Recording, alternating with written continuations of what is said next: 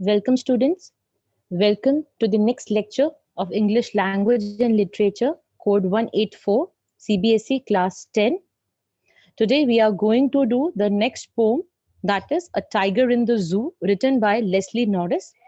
This is also the part of first term syllabus as your exams are approaching in the month of November this year. So, let's start with it. The poem titled A Tiger in the Zoo has been written by Leslie Norris. As you know that we should first of all know about poet. He is a famous poet and he is known for his short story and poetries. He has also been awarded and he has been given conferred with many prizes for his literary works. He is a Welsh poet. That means he belongs to Wales, United Kingdom. Let's talk about the title. As the title is self-explanatory, it is telling you that we are going to talk about a tiger which is in the zoo behind the bars. So, what is your view about it? Definitely, no one likes to be behind the bars. Now, poet is comparing a tiger which is in the zoo behind the bars and the tiger which is in its natural habitat. So the poem goes like this. The first paragraph will talk about the tiger in the zoo. The next will talk about the tiger in its natural habitat, that is jungle or forest, we can say it. So let's go with it. The vocabulary words, we have some words in it which should be known to you. The first one is stalk. Stalk means to follow, to walk. And in Hindi also, I have written the meaning so that it may be easy for everybody to understand. Second is vivid. Vivid means deep and bright color. Lurking. Lurking means someone is hiding behind somewhere just to attack or just to plunder somebody. Fourth is plump. Plump means fat. Snarling. Snarling means roaring or making or producing aggressive growl. Bearing. Bearing means exposing something. You must have seen animals expose their teeth to terrorize others. Bear. Terrorizing, to frighten somebody, to scare somebody. Concrete. Concrete is the material through which our house is made. The walls are made using concrete. Patrolling. Patrolling means to keep a watch. So in the zoo, we have patrolling cars which keeps a watch on the animals. Now, this is the first stanza of the poem that I'm starting with the explanation. The first word of the poem says, he stalks in his vivid stripes. We are calling the animal, the tiger, he. So it is itself telling that the poet has been personifying the tiger. So the first poetic device in the very first word of the poem is personification. You know the meaning of personification? Giving the qualities of a person to an inanimate or non-human thing. So tiger is a non-human thing, that it is an animal. So we are giving it the qualities of a person. Therefore, the poet has been using personification, which is prevalent in the complete poem. Fine. So he stalks in his vivid stripes. You know that the tiger body has stripes on it, as in the picture also it is shown. These are the stripes on its body. Fine. So he has bright color. Vivid. I just show you the meaning there. The bright colored stripes on its body. Fine. The few steps of his cage, as he is behind the bars in the zoo, so he has a limited area to walk in. He has been just stalking here and there the few steps that he can take in that cage. He has been doing it. The third line, on pads of velvet quiet. Pads of velvet. Pads here means, you just write down, pads here means paws of the tiger. Paws means, paws, through which the tiger attacks somebody. So his paws has been compared to velvet. How come? They are saying that this tiger who is behind the bars in the zoo, his paws are as soft as a velvet cloth, velvet fabric. You must have touched velvet, it is very soft. So the poet has been comparing the paws of this tiger, which is behind the bars in the cage, to the softness of velvet. And he is quiet. He is not roaring at anybody. He knows that he is behind the bars. He cannot do anything. His power is limited there. Okay. The last line says, in his quiet rage. Rage means anger. And quiet means being quiet, being silent. He is angry, but he is quiet. So don't you feel that these two words are opposite in meaning? Quiet and rage. Quiet means being silent, rage means being angry. So whenever we have two words combined like these, which are contradictory to each other, we have a poetic device called oxymoron. That is Oxymoron. So whenever we have the words opposite in meaning, they are written together just to give out the different meaning. We call it oxymoron.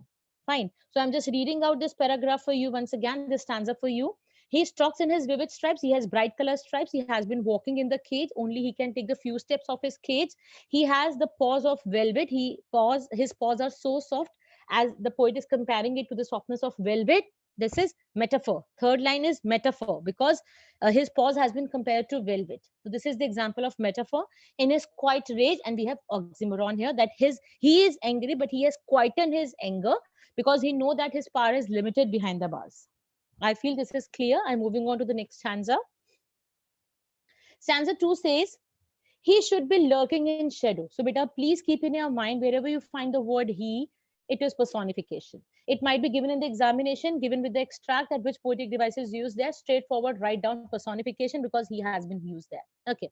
He should be lurking in shadow, sliding through the long grass. Now, the second stanza takes you to the jungle.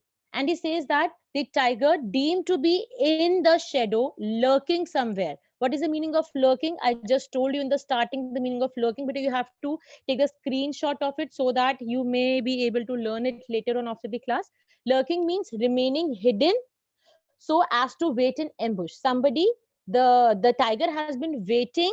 It is hiding itself behind the long grasses just and waiting for an animal to pass through so that he may attack that animal. Fine. So here tiger is predator because he wants to attack somebody, and the animal to which he is going to attack to is its prey. There are two words I'm talking about. Predator, the attacker, the one who wants to kill other, the one who wants to hunt other. So tiger is a predator here, and to the animal to which he is going to hunt is known as prey. Prey. Fine. Okay. I'm coming back to the stanza. He should be lurking. If he is in the jungle, in the forest, he should be hiding himself in the shadow of the long grass. You know about camouflage? Camouflage is a thing that animals do. Why? Just to hide themselves. Their body texture, we can say that their fur is like this, that they can easily hide. They can easily mix their texture with the natural surroundings. Because of these stripes on the tiger's body, it becomes very difficult to make out that it is there behind the long grasses. It seems to be that this is the grass, but very cleverly it hides itself behind the long grasses. Fine. So he should be lurking in shadow. If he is in the forest, he should be hiding himself in the shadow of grasses. Sliding means moving very slowly so that its voice may not be heard to somebody, because he wants to attack an animal to eat it. Okay, to satisfy its hunger. Okay, so but this it can be asked that how is he hiding himself, how is he lurking in the shadow? Because of camouflaging he is able to hide himself behind the tall grasses. I'm moving to the second stanza, next two lines. Near the water hole, where is he hiding himself? You know that every animal needs water. They are going to come to the water body and they are going to quench their thirst there. So near the water hole, near the water body, the long grasses would be there. The tiger would be hiding itself behind those grasses, so that when a plump means a fat deer pass by there, he may attack it. So deer is its prey. Near the water hole means he is hiding near the water body behind the long grasses, because he is expecting that a plump deer would pass from here and then he would be attacking him. I think it's clear. I'm moving to the next stanza. Third stanza says, he should be snarling around houses. Snarling means growling, roaring. You know the voice for the tiger, roar. He roars. Snarl also means the same thing. Fine. He should be snarling around houses. Again, what do you assume? Where is the tiger right now? Again, he is in the forest only. He is producing sounds. He is growling. He is roaring around houses. How has he reached houses? You know that at the edge of the jungle, there would be some residential areas. There would be some houses. So what does the tiger do while animals do? That they go at the edge of the jungle where the people have been living, And by showing their fangs, fangs means these teeth that he has been showing here, bearing white fangs. White means color, fangs means tooth. Fine. Bearing means exposing. He has been exposing his teeth. He has been showing his teeth. Why is he showing the teeth to others? To terrorize the village, to scare the village, to frighten the villagers. So he has been exposing, he has been showing his teeth, he has been showing his claws. And what for is he doing it? He is doing it to terrorize the villagers there. So if the tiger is in the forest, he should be snarling, he should be growling and roaring at the edge of the jungle. How is he going to terrorize the people? He's going to show. Bear means show here. He's going to show his white fangs, as I have already shown you there, white teeth, and he would be showing his claws. These are the claws that he's not showing right now here, but he would be showing his claws to terrorize the village. And this is the way the tiger enjoys his life. Okay. Okay, so this is the third stanza all about. So he should be snarling around the houses. If in the forest, he should go to the jungle's edge. He should roar at the people. He should show his white fangs. He should show his claws to terrorize the villagers there. Next stanza. But he is locked in a concrete cell. But what is the plight? Plight means what is the sadness about the tiger? That he is behind the bars. Concrete cell. Concrete means the wall, the cement, the other material that we use to make the wall. But the fact is that he is not able to do all these things that we have just learned. He is behind the cell. Cell means the jail, behind the bars. His strength behind bars. And his strength is limited behind the bars. He cannot show his strength to anybody. He is more powerful than any of the human beings. But his strength is limited behind the bars. He cannot show his strength there. Stalking the length of his cage. Stalk, I already told you that moving. He has been just walking around the length of his cage. He has that limited space that he has in the cage, and he has been ignoring visitors. He has no interest to look at the village, to look at the visitors who has come there just to have a look at him. See, this is one of the visitors, and this tiger is having no interest. Why would he have interest? Because he cannot show his power. Fine. So his this is very important once again. His strength is locked behind the bars. He is behind the concrete cell. That means his power, his ferociousness is also locked behind the bars. He is just moving into the in the cage only. He has a limited space there, and he has been ignoring visitors.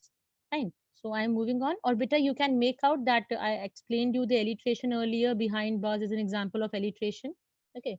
So now you should be in that condition where you can find out the poetic devices yourself. Fine. But I would still be telling you once again. Oh, okay, this is the last one. He hears the last voice at night. Where is he right now? This is again in the zoo. In the last also, he's back into the zoo behind the bow. He hears the last voice at night. Again, he has been used for him. Again, he is personified, because you know that in English we use it, the pronoun it for animals, but the poet has been using he. Okay, because he's personifying him, because he wants to feel the pain of tiger by being in his position. So therefore, he is comparing the tiger with the human beings. Okay, he hears the last voice at night, and when the visitors are not there in the zoo, you know that there is a time limit to it. Might be after 7 they don't allow anybody to come into the zoo. Fine. So the last voice that he hears, the daily he has noises to hear, because the visitors are coming, they are talking to each other, there is a lot of noise. The patrolling cars, the last voice, it is also asked in the examination, what is the last voice that he hears? It is the patrolling cars. Patrolling cars are those cars which come to guard at night. Might be there are patrolling cars in the zoo that takes the round of the zoo just to see that no visitors are there and all the animals are safe, like this. Fine. So the last voice he hears of the patrolling cars come to take the last round in the zoo. The guards are there in the car, and stares with his brilliant eyes. Brilliant eyes. The tiger has a brilliant eye. You must have seen this thing, that animals eyes seem to be shining during the night time. He has no other thing to do. He cannot do anything. He cannot plunder anything. He cannot attack anybody. He has brilliant eyes, and he is only looking at the brilliant stars. Stare. Stare means to look at one thing constantly, continuously. He is just staring with his brilliant eyes at the brilliant stars. And why is he looking at the stars? Because he has nothing else to do. He is left with no option. He cannot go out. That is the star. He cannot catch anything because he is behind the bars. He can only catch the stars through his eyes. Fine.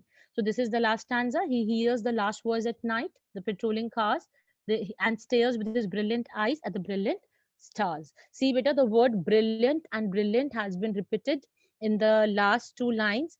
This is also known as repetition. This is also one of the poetic devices which we call repetition. And the poet repeats something to exaggerate the meaning of something. I would like to give you an example. If I say that he is very intelligent. Fine, okay, he's very intelligent. He is very, very, very intelligent. So when I'm repeating very, very, very, it is showing the extent of his intelligence, that how much intelligent he is. So similarly, repetition is used by the poet when they want to exaggerate the meaning of something. So this is brilliant. Okay, I'm moving to the devices there. As I have already told you, the first device, the very important one in this poem, is personification, because tiger has been referred to as he everywhere. Considering we just the poet just wanted human beings should realize that how painful is it to be behind the bars. Okay, metaphor. I told you on pads of velvet quiet that his claws has been called as soft as the velvet. Assonance, you know that assonance is the repetition of vowel sound. You can read the line and make out that in his vivid stripes, the I vowel, the sound of I vowel is prominent there. So we have assonance there. Oxymoron, a very important one. I'm introducing this, I think, for the first time. Oxymoron means two words which are contradicting each other, opposite in their references have been put together. Quiet means silent, rage means anger, because his rage has been quietened because he is behind the bars. Then the next one is enjambment. Enjambment, I think we have discussed earlier also. Enjambment means a single line has been written and broken and written in two, three lines without any punctuation mark. I would go back to show you this sliding through the long grass. So there would be sliding through the long grass. You can see there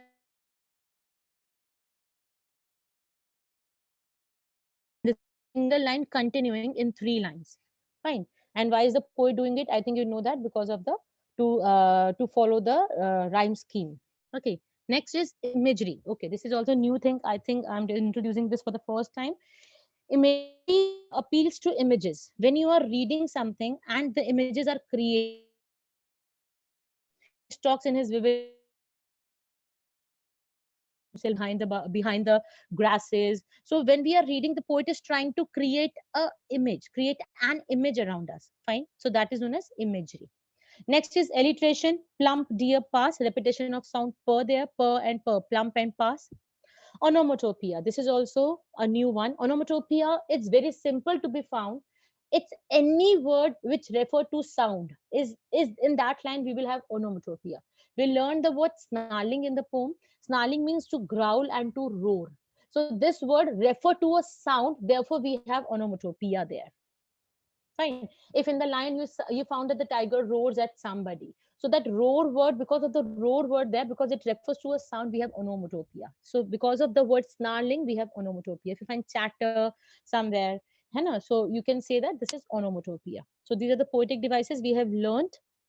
Now I just want to refer to some of the MCQs that I have taken out. Okay, the first one: how does the caged tiger react to the visitors? Caged tiger react to the visitors. He ignores them. He is meeting them with a happy face, with a sad face, and proudly. So we can say that he is ignoring. He is not showing happy or sad any mood to anyone. Next is ignoring visitors. What is the poet trying to say? Tiger knows his power is restricted. He is ignoring visitor. What is the reason behind it? He knows that his power is restricted. He cannot do anything. There is no use of showing rage. No need to show anger. He is less terrorizing because of the cage. He cannot terrorize anybody because of the cage there, or all the above. So I think A, B, C, all the three answers are correct. So answer would be D part. Okay. Now I'm moving to the next one. What describe the tiger in the jungle? You have to tell that which phrase is telling that this tiger that we are talking about is of jungle. Locked in concrete cell. Very simple. We are talking about cage. So this is zoo. His strength behind bars. Behind bars, again, we are using bars. It is again the tiger which is in the zoo. He's ignoring visitors. Visitors would be in the zoo. The last one, bearing his white fangs. He is exposing his white teeth to terrorize others. So D would be the correct answer. What has been personified in the poem? Tiger, forest, zoo, or all of these? I think this is the simplest one. It is the tiger. This is A part is correct. Moving to the next one. This is the RTC form MCQ that I have taken up. So this is the RTC from the poem. He should be lurking in shadow. Lurking means hiding in the shadow of the grass, sliding to the long grass. He's moving very slowly behind the long grasses, near the water hole, near the water body, where a plump deer might pass. So this is the tiger we are talking about, which is in the jungle. According to the extract, the poet wishes for the tiger to be sliding through the foliage as this would. Why the poet wants foliage means the grass only. Why does the poet is saying that he would be sliding through the foliage? Why is he hiding itself behind the long grasses? I told you about its stripes. A part, assist in keeping the prey unsuspecting of the predator's sound. Sound has no value there. Aid in camouflaging. Aid in camouflaging the presence of the predator before it rushes in. Help the predator pounce on the prey comfortably without getting tired. Support the predator eyes its prey. See, beta, the poet is talking about sliding. Sliding talks about movement. He has been moving very slowly. So he is talking about the first one, that is A part, predators sound, because here he is talking about sliding. A part is the correct one. Moving to the next one. Which fact does not connect with the significance of the water hole for the tiger? First, does not connect. Be careful. Many tigers chase prey in the water and holds the victim's head underwater until it drowns. Therefore, he is waiting for the animal to come near water hole. Prey comes to water hole to quench their thirst when where they are vulnerable and easy for the tiger to kill. Prey that has quenched its thirst ensures consumption of hydrated meat for the tiger. Chasing the panicked prey from shallow to deep water where the tiger grabs it. This is A part.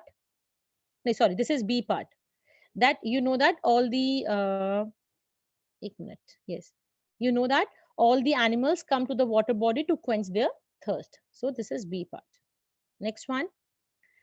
Pick the option that does not use lurking correctly. We have to fill lurking in the sentences and only one sentence is correct. You know the meaning of lurking? Lurking means hiding behind something to do something bad to somebody. Okay. The thug. Thug means the one who has been a murderer or something. The thug was dash in the LA. LA means street, late evening for unsuspecting passerby. The henna was dash in its den after a good meal. The detective cautioned her team about the dash danger likely to impact the case. The guests were dancing, dash the room and enjoying. So it would be B part. The henna was in the cage uh, just to attack some other animals. So it would be B part. Next, shadow here refer to the shadow of what? The tiger, long grass, water hole, or deer. Definitely the shadow of long grass. Okay, I'm erasing it. Moving to the next one, the last one. Pick the phrase that does not suggest that the forest in the extract is lush. Lush means there is much greenery. Which which phrase show that there is not much greenery? Does not suggest that the tiger is in the extract is lush. Long grass? No. The water hole, water has no relation with green grass. Plump deer, lurking in shadow, because he was hiding himself in the shadow of the grass only. So this shows that the forest is not very lush green. Okay, so this is all about this poem. I think you have understood, but still, if you face any problem, you can come across using the comment box. You can talk about there. You can discuss your queries from there. Okay, now just like humans, animals too long for freedom and do not like being caged. So keep that in your mind. Be kind to everyone. Thank you, kids.